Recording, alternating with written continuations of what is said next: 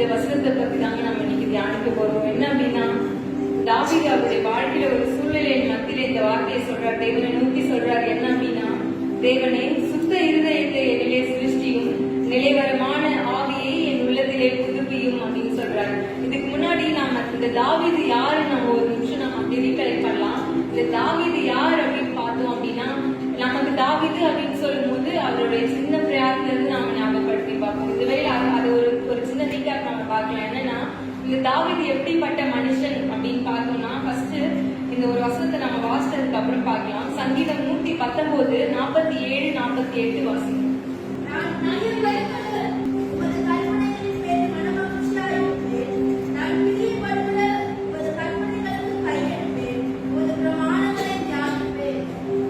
தாவீது எப்படிப்பட்ட ஒரு மனுஷன் அப்படின்னு பார்த்தோம் அப்படின்னா, தாவீது சொல்றாரு, நான் பிரியப்படுகிற உமது கற்பனைகளின் பேரில் மனமகிழ்ச்சியா இருப்பேன். அவருடைய மன மகிழ்ச்சி, அவருடைய இருதயத்தின் மகிழ்ச்சி எதுல இருந்தது அப்படின்னா, தேவனுடைய கற்பனையில பிரியப்படுகிறதா தான் இருந்தது. ஆமென்.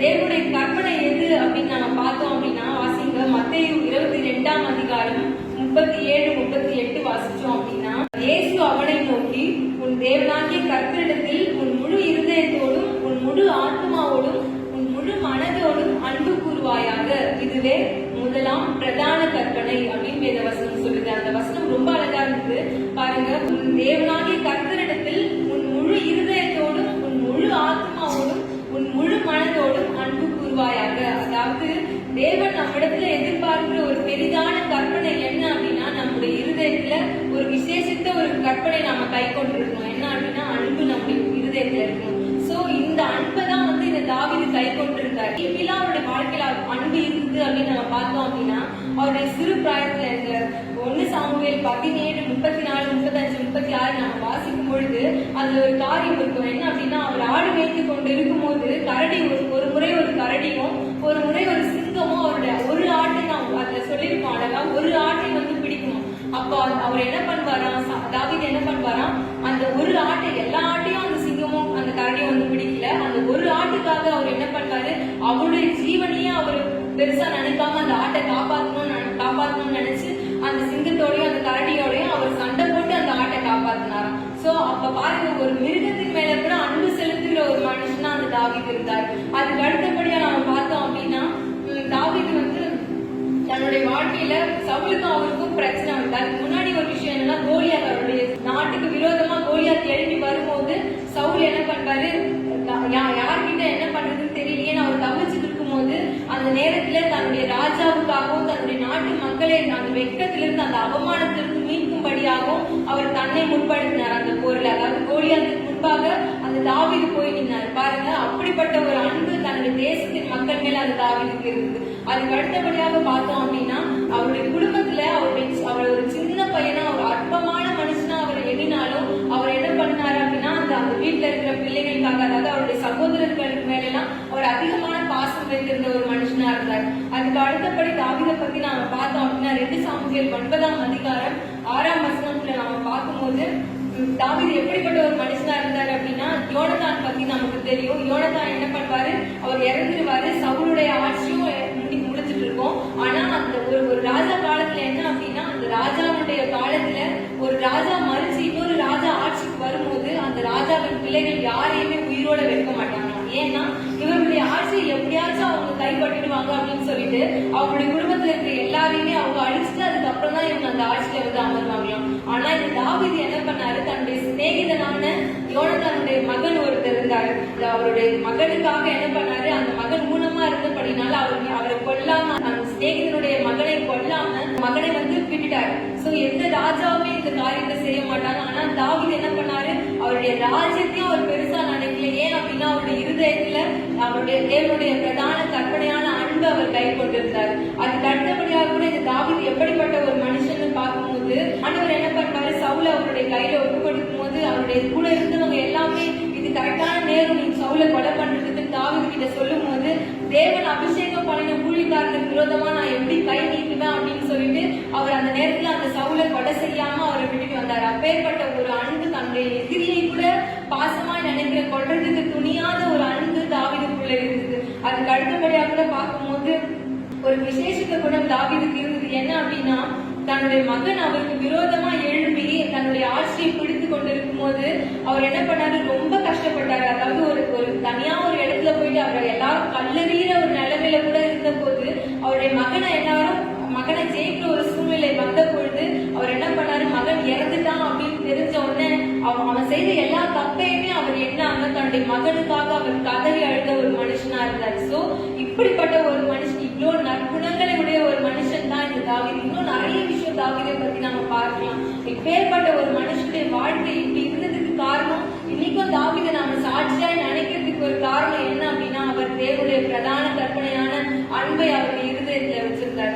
சோ இன்னைக்கு நம்மளை யோசிச்சு பார்க்கலாம், நம்ம எத்தனை பேர் நம்முடைய இருதயத்துல நம்ம அன்புள்ள பிள்ளைகளா இருக்கிறோம். அதாவது ஒரு சூழ்நிலை வரும்போது, இப்ப ரீசெண்டா ஒரு பிரச்சனை வந்துச்சு, ஒரு ஊழியக்காரனுக்கு விரோதமா பேசினாங்க எல்லாரும். அதாவது டிவில நம்ம அந்த இன்ஃபர்மேஷன் பார்த்திருப்போம், நிறைய பணம் சேர்த்து வச்சிருக்காரு அப்படின்னு அந்த ஊழியக்காரனை குறித்து சொல்லும் போது ஆண்டவருடைய பிள்ளைகளா இருக்கிற நாம எத்தனை பேர் அவருக்கு சப்போர்ட்டா பேசணும் யோசிச்சு பாருங்க. ஆனா இதே உலகத்தார் என்ன பண்ணாங்க, நான் பஸ்ல வந்துட்டு இருக்கும்போது ஒரு ரெண்டு சகோதரி, இந்து சகோதரி பேசிட்டு வராங்க, ஏதோ முன்விரோதத்தின் காரணமாக இந்த மாதிரி பண்ணிருக்காங்க, ஆனா அந்த மனுஷன் அப்படி கிடையாதுன்னு சொல்லி அந்த தேவனுடைய மனுஷனை குறித்து சாட்சியா சொன்னாங்க. ஆனா தேவனுடைய பிள்ளைகளா இருக்கிற நாம எப்படிலாம் பேசணும் யோசிச்சு பாருங்க. அந்த மாதிரி கேரக்டர் நமக்குள்ள இருக்குது அப்படின்னா யோசிச்சு பாருங்க, தேவனுடைய அன்பு நம்முடைய இருதயத்துல இருக்குதா அப்படின்னு சொல்லிட்டு. சோ மனுஷன் எல்லாருடைய சூழ்நிலையிலும் கண்டிப்பா ஒரு வேலையில நாம தப்பு செய்வோம். சோ இந்த மாதிரி ஒரு சூழ்நிலை தான் தாவீதுக்கும் வந்தது. தாவீது பக்ஷிபாலோட தப்பு செய்யும் பொழுது நாத்தான்வேல் அவருக்கு உணர்த்தும் போது அவர் சொன்ன ஒரு தேவனை நோக்கி சொன்ன ஒரு வார்த்தை தாங்க இந்த சங்கீதம் 51:10 நம்முடைய தேவனுக்கு நாம பிரியமா இருக்கணும் அப்படின்னா, நம்முடைய இருதயம் எப்படிப்பட்ட இருதயமா இருக்கணும் அப்படின்னா, சுத்த இருதயம் நமக்குள்ள இருந்தா மட்டும்தான் நாம தேவனுடைய பிள்ளைகளாய் கண்டிப்பா இருக்க முடியும். நம்முடைய இருதயம் சுத்தமான இருதயமா இல்ல, நம்முடைய இருதயத்துல அன்புன்ற விஷயம் இல்லவே இல்லை அப்படின்னா நம்முடைய தேவனுடைய பிள்ளைகளாய் நாம இருக்கவே முடியாது. ஒரு வசனம் நாம வாசிக்கலாம், 1 தெசலோனிக்கேயர் 4:3 வாசிக்கலாம். 1 தெசலோனிக்கேயர் 4:3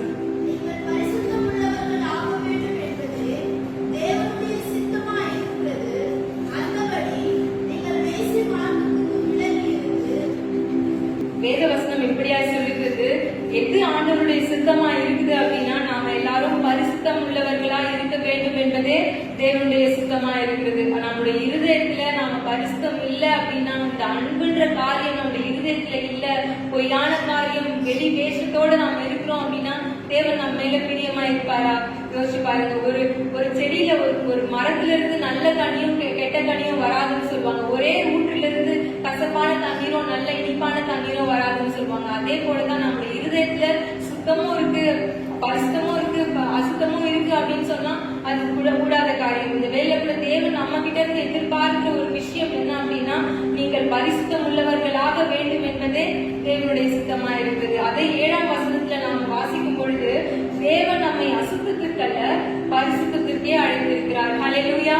தேவன் நம்மை எதற்காக அழைத்திருக்கிறார் அப்படின்னா, பரிசுத்தத்திற்காக தான் அழைத்திருக்கிறார். நம்முடைய கிறிஸ்தவ ஜீவியம் பரிசுத்த ஜீவியமா இருக்க வேண்டும் என்பதே தேவனுடைய சித்தமா இருக்கிறது. சோ அடுத்தபடியாக நாம் ஒரு வசனத்தை வாசிப்போம். தீத்து 3:5 நாம் வாசிக்கும் பொழுது, நாம் செய்த நீதியின் கிரியைகளின் நிமித்தம் அவர் நம்மை ரட்சியாமல் தமது இரக்கத்தின்படியே மறுஜென்ம முழுப்பினாலும் பரிசுத்த ஆவியினுடைய புதிதாக்குதலினாலும் நம்மை ரட்சித்திருக்கிறார். ஆமென். சோ தேவன் நம்ம கிட்ட இருக்கிற நல்ல குணங்களுக்காக நம்ம சூஸ் பண்ணி நம்ம தனியா பிரிச்சு எடுக்கலங்க.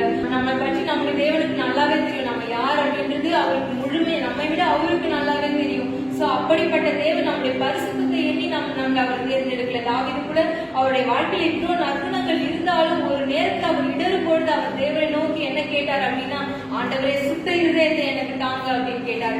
இந்த வேளையில ஆண்டவருடைய பிள்ளைகளா இருக்கிற நாம அவரை நோக்கி நாம கேட்க வேண்டிய ஒரு விஷயம் என்ன அப்படின்னா, ஆண்டவரே சுத்த இருதயத்தை எனக்கு தாங்க.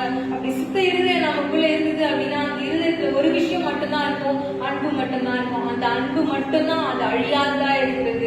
எப்பேற்பட்ட எதிரி நமக்கு எழும்பினாலும் அந்த அன்பு ஒண்ணு இருந்தது அப்படின்னா உங்களுடைய வாழ்க்கையை தேவன் ஜெயமாய் மாற்றுவார். ஆமென். அடுத்தபடியாக நாம் ஒரு வசனம் வாசிக்கலாம். யோபு 14:4 வாசிக்கலாம்.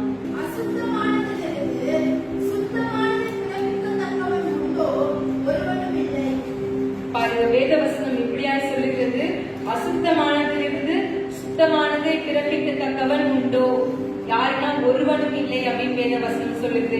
இந்த நம்ம கூட இப்ப பார்த்தோம், தாவீது பாவம் செய்த போதிலும் அவர் உடனே என்ன பண்ணாரு, ஆண்டவரே சுத்த இருதயத்தை, தேவனே சுத்த இருதயத்தை என்னிலே சிருஷ்டியும், நிலைவரமான ஆவியை என் உள்ளத்திலே புதுப்பியும் அப்படின்னு சொன்னாரு. நம்ம இந்த தீர்க்கு 3ஆம் அதிகாரம் 5ஆம் வசனத்துல கூட நம்ம பார்த்தோம் என்ன அப்படின்னா, நம்முடைய நீதியின் கிரியைகள் நிமித்தம் அவர் நம்மை ரட்சியாமல் தமது இரக்கத்தின் படியையும் மறுஜென்மம் முழுக்கினாலும், முக்கியமா எப்படின்னா பரிசுத்த ஆவியினுடைய புதிதாக்குதலினாலும் அவர் நம்மை ரட்சித்திருக்கிறார். ஹல்லேலூயா.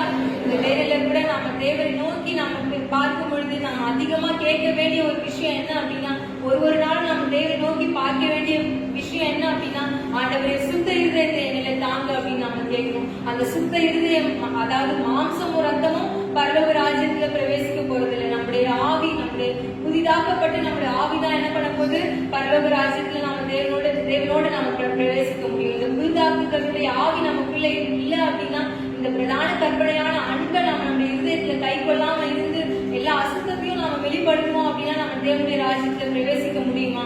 அது ஒரு பெரிய கொஸ்டின் மார்க் தான். இந்த வேலையில கூட நம்முடைய ஆண்டவருக்கு முன்பாக நாம கேட்க வேண்டிய ஒரு விஷயம், ஆண்டவரை சுத்த இருதயத்தை எங்களை தாங்க அப்படின்னு சொல்லி நாம ஜெபிப்போம். இந்த வேலையில கூட நம்ம கண்களை நோக்கி தேவனை நோக்கி பார்க்கலாம்.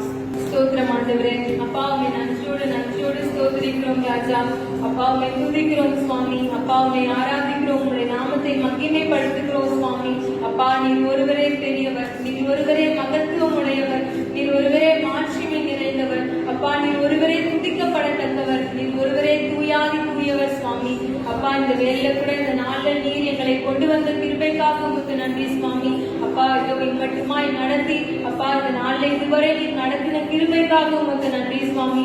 ஏசப்பா இந்த நாள்ல கூட ஆண்டவரே, ஏசப்பா நாங்கள் ஏறெடுத்த ஒவ்வொரு விண்ணப்பங்களையும் கேட்டு அப்பா நீர் பதிலளிக்க போகிற கிருபைக்காக உங்களுக்கு நன்றி சுவாமி. ஏசப்பா அப்படியா இருக்கிற ஆண்டவரே, இந்த நாள்ல நாங்கள் கேட்ட வார்த்தையின்படி ராஜா, அப்பா எங்கள் ஒவ்வொருவருடைய இருதயத்திலும் ஆண்டவரே ஏசப்பா நீர் சுத்த இருதயமா நீர் மாற்ற போகிற கிருபைக்காக உங்களுக்கு நன்றி ராஜா. ஏசப்பா உங்களுடைய பிரதான கற்பனையை நாங்கள் கை கொள்ளுகிற பிள்ளைகளா எங்களை மாற்றும் ஆண்டவரே. ஏசப்பா நீர் தாமே எங்கள் ஒவ்வொருவருடைய வாழ்க்கையிலும் ஆண்டவரே ஒரு பெரிய மாற்றத்தை உண்டு பண்ணுங்க சுவாமி. ஏசப்பா இதுவரை எங்களுடைய வாழ்க்கை ஆண்டவரே பாவமான வாழ்க்கையா இருந்தாலும் ஆண்டவரே அந்த தாவீது கேட்டது போல, ஆண்டவரே அந்த தாவீது ஜெபித்தது போல ஆண்டவரே தேவனை சுத்த இருதயத்தை எங்களே சிருஷ்டியும் என்று சொன்னது போல ஆண்டவரே, அப்பா இன்று எங்களுடைய பிள்ளைகளுடைய இருதயங்களை அப்பா நீ சுத்த இருதயமா நீ சிருஷ்டியும் ஆண்டவரே. அப்பா நீ ஒருவரே சிருஷ்டி கர்த்தர் சுவாமி. அப்பா நீ இந்த வேலை எங்களை நீர் மாற்ற போகிற கிருபைக்காக நன்றி சுவாமி. அப்பா உங்களுடைய பிள்ளைகளை இதுவரை நடத்தி இனிமேலும் நீர் நடத்த போகிற கிருபைக்காக உங்களுக்கு நன்றி ஆண்டவரே. அப்பா இனி எங்களுடைய வாழ்க்கை ஒரு சாட்சி உள்ள வாழ்க்கையா இருக்க அப்பா நீர் கிருபை செய்யுங்க ஆண்டவரே. அப்பா நாங்கள் ஒவ்வொருவரும் ஆண்டவரே ஆவியினால நாங்கள் புதிதாக்கப்பட நீர் கிருபை செய்யுங்க சுவாமி. அப்பா நாங்கள் செய்கிற காரியங்கள் ஒவ்வொன்றும் அப்பா உங்களுக்கு பிரியமுள்ளதா இருக்க நீர் கிருபை செய்யுங்க ராஜா. ஏசப்பா வந்த ஒவ்வொரு பிள்ளைகளையும் உடைய கரத்தில் ஒப்பு கொடுக்கிறேன். நீங்க தாமே அவர்களுடைய தேவைகளை சந்திங்க ஆண்டவரே. ஏசப்பா எங்களுடைய வாயிலிருந்து சொல் பிறவாததற்கு முன்னமே அப்பா அவர்கள் இன்னதென்று அறிந்திருக்கிற எங்கள் தேவன் சுவாமி. அப்பா இந்த வேலை உடைய பிள்ளைகள் என்ன நோக்கத்தோடு என்ன தேவையோடு அப்பா என்ன பாரத்தோடு வந்திருக்கார்கள் என்பதை நீர் அறிவீர் சுவாமி. அப்பா இதோ ஆண்டவரே, அப்பா நாங்க அப்பான்னு சொன்னாலே போதும் சுவாமி. அப்பா எங்களுடைய தேவைகள் எல்லாம் உங்களுக்கு தெரியும் ஆண்டவரே. அப்பா இந்த வேலையில கூட உங்களுடைய பிள்ளைகளின் தேவைகள் எல்லாவற்றையும் நீர் சந்திங்க சுவாமி. அப்பா நீர் சந்திக்க போகிற கிருபைக்காக உங்களுக்கு நன்றி ராஜா. அப்பா நீர் ஒருவரே ஆண்டவரே பெரியவர் சுவாமி. அப்பா இந்த பிள்ளைகள் எல்லாரையும் நீர் பாதுகாத்துக் கொள்ளுங்க. அப்பா நாங்கள் மீண்டுமாய் சந்திக்கிற வரை உங்களுடைய கிருபை எங்களோடு கூட இருந்து எங்களை வழிநடத்தணும் சுவாமி. தேவைகள் எல்லாம் பொறுப்பெடுத்து வழி நடத்துங்க, ஆட்கொள்ளுங்க. இயேசு இப்ப நாமத்தில் ஜெபிக்கிறோம் எங்கள் ஜீவனுள்ள நல்ல பிதாவே, ஆமென். என் ஆத்துமாவே கர்த்தரை ஸ்தோத்திரி, என் உள்ளமே பரிசுத்த நாமத்தை ஸ்தோத்திரி. என் ஆத்துமாவே